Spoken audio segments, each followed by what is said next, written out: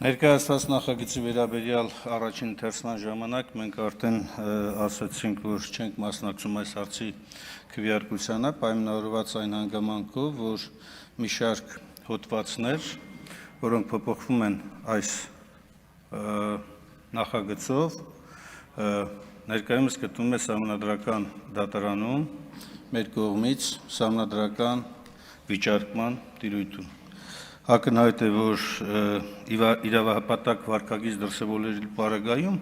թե նախաձեռնության հեղինակները, թե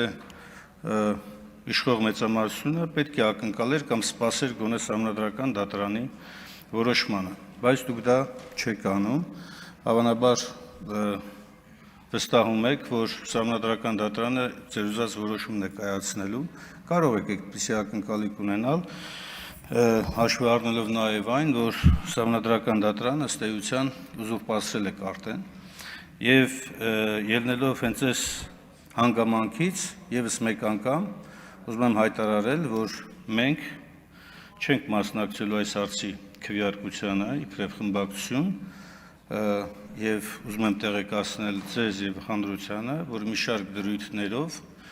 դրույթների սահմանադրականությանը վիճարկման հարցով դիմումը գտնվում է Սահմանադրական դատարանում, ընդունվել է վարույթ եւ նշանակված է դատաքննության օր։